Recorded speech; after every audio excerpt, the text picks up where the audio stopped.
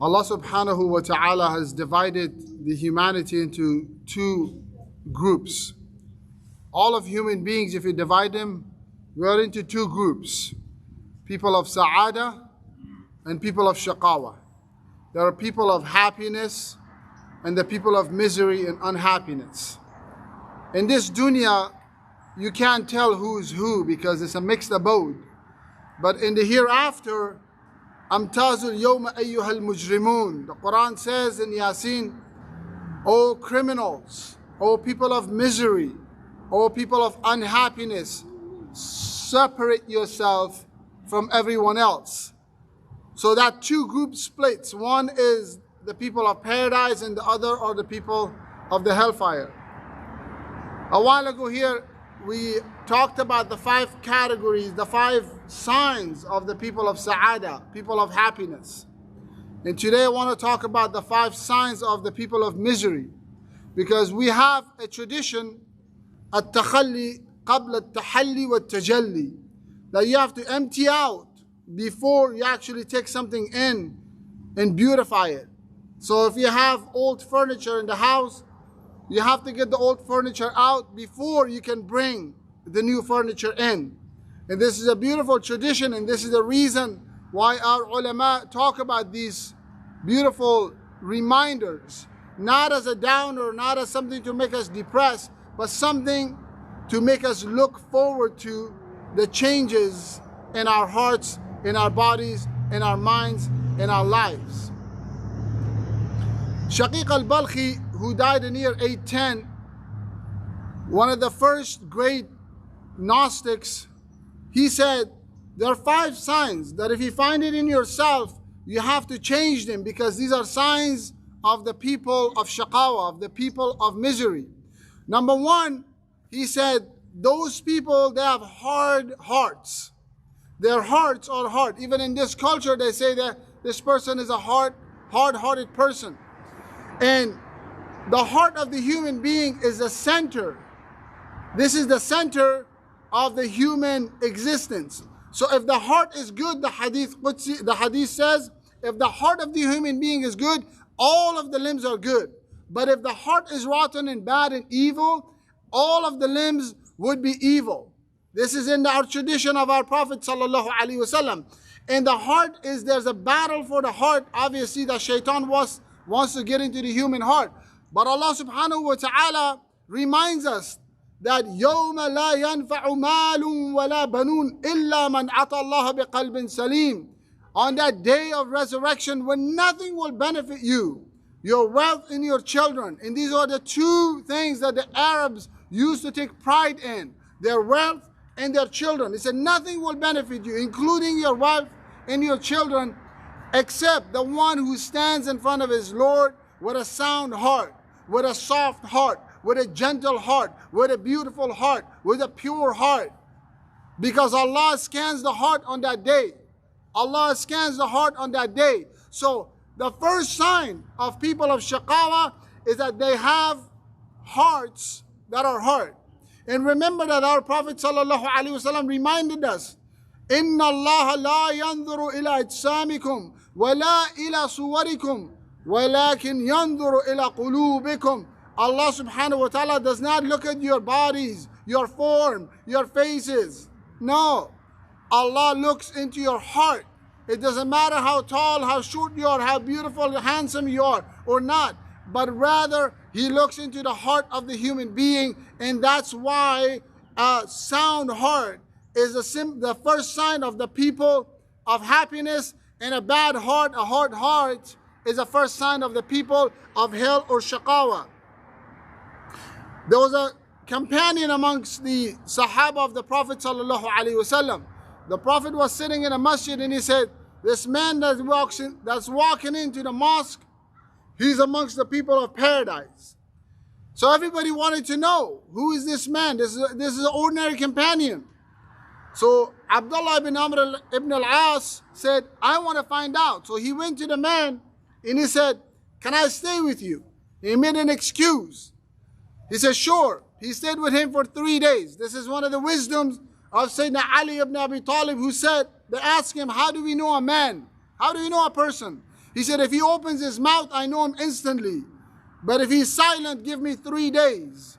In other words, you should be able to figure someone out if you live with them for 3 days. And unfortunately, there are people, married people, that they don't know their spouses and their children and their husband and their wives, and they've been together for a lifetime. There are children who don't know their parents, and there are parents who don't know their children. And this is a sign of lack of wisdom. Lack of wisdom. So he said he went and he lived with him for 3 days. And he was pretty disappointed in this Sahaba. He said he was just an ordinary man. He didn't do anything extra.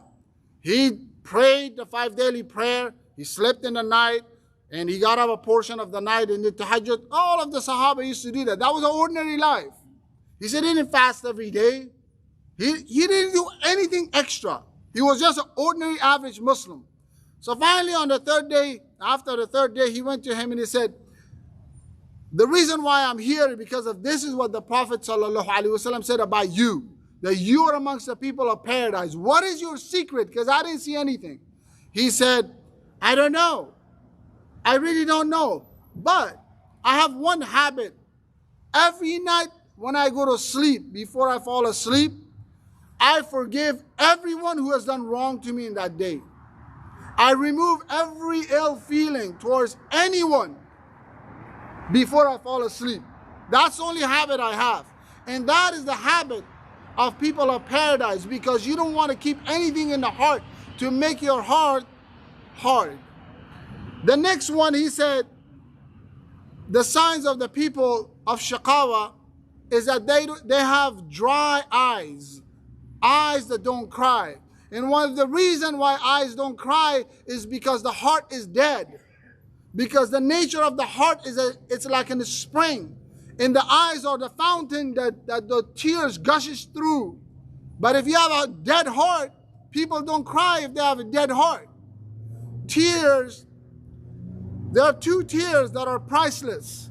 One is the tear of nidama.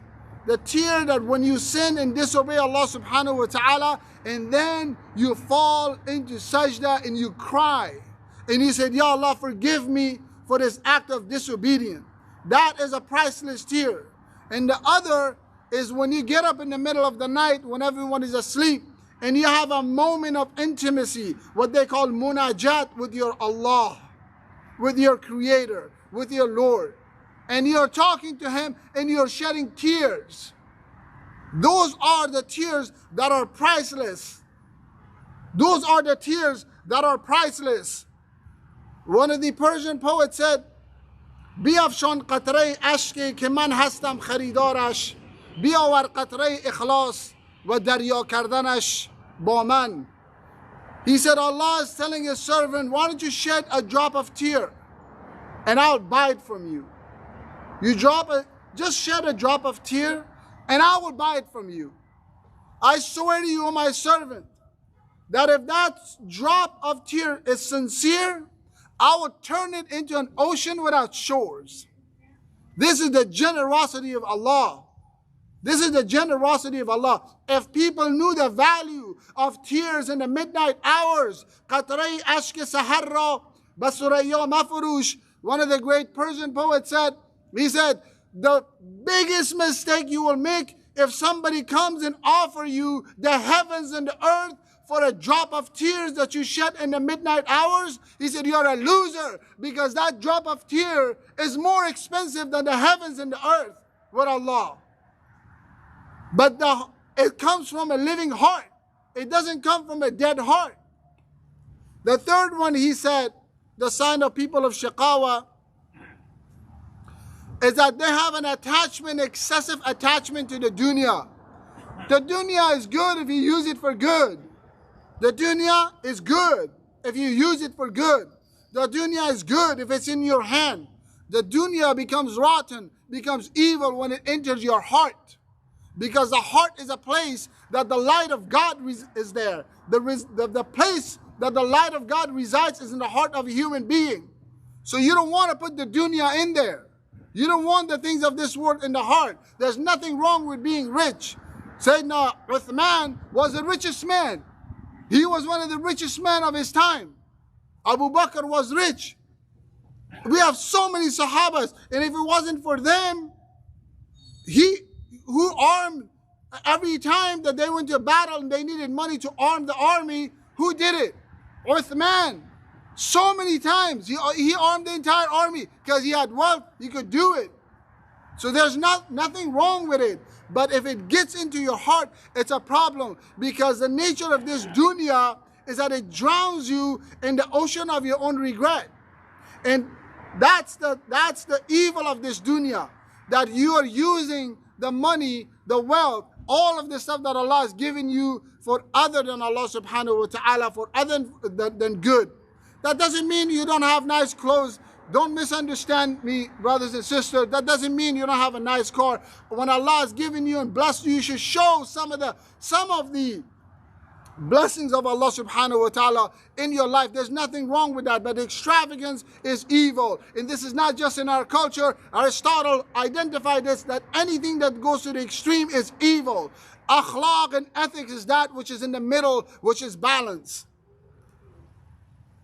But there's a trick of the dunya. There's a trick of the dunya. There's a story of a Sufi sheikh who had a coat. He loved his coat very much. He was attached to it. So he was making wudu. His coat fell into the river. So he jumped into the river to save his coat. And he got the coat. And the students, all the murids were like, Sheikh, give us your hand. There's a cliff. You're going to drown. Give us your hand. Let go of the coat. Let go of the coat. And the sheikh wouldn't let go of the coat. And at the point where the cliff was really close and the students were crying, Sheikh, please let go of the coat and give us your hand. And the sheikh shouted, I let go of the coat, but the coat won't let me go.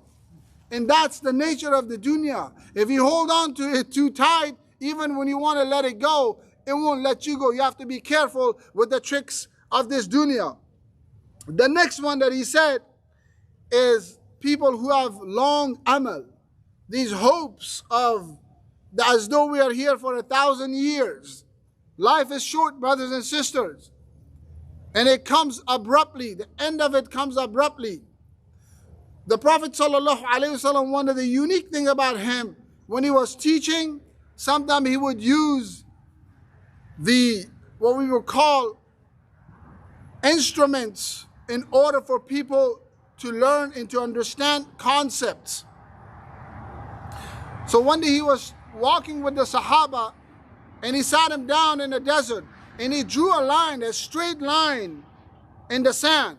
And then he drew a line on top of it and he drew a line in the middle of it, just above the middle. And he said, do you know what this is? They said, no. He said, this line is your life. That top line is your amal. This is what you want to do in your life. That is your amal. He said, this line is your ajal, your death. It comes before you reach it. So you have to be careful about these long, that as though we are here for 1,000 years. Live your life as though you're going to die tomorrow for the things of this dunya. For the things of akhirah. Because the nature of akhirah is you don't want to delay things. But the dunya delayed, it's okay. Don't worry about it. Don't worry about it. The last one, and I think the most important one for our time, is that he said, one of the things about the people of Shaqawa is that they are shameless. They have no haya. We're living in a culture that being immodest, being shameless is actually praised. A lot of our young people are following people on Instagram and on Snapchat and on all of these social media, shameless people. And they think that it is cool. They think that this is good. But they don't know that this is the greatest trick Shaitan ever had under his sleeve. And he unraveled it. And he opened this master plan in our time. He's been trying to do that all his life. The Prophet ﷺ said, Al-haya min al-iman. That haya is from iman. Modesty is from faith. In other words, if you have haya, you have iman. If haya goes in a hadith, he said, your iman goes with it. They're intertwined, they're connected together. You can't separate modesty and faith. And the trick of shaitan is that he doesn't want to take your deen away because he knows you'll fight him. But if he takes your modesty away, he knows that the deen goes with it. Inna likulli deenin khuluq. The Prophet ﷺ said, every religion, every deen had a characteristic. Every deen, every religion that came, every deen, every prophet has brought a message and it had a characteristics. وَلِكُلِّ إِنَّ لِكُلِّ دِينٍ خُلُقٍ وَخُلُقُ الْإِسْلَامِ الْحَيَاءُ. And that characteristic, that dominant characteristics of my religion, al-Islam, is haya. Modesty is the dominant characteristics of this religion. And if we have that, we have faith and our iman will be strong. And if we don't, our iman will go out with our haya. أقول قولي هذا أستغفر الله إن الله حليم قدير.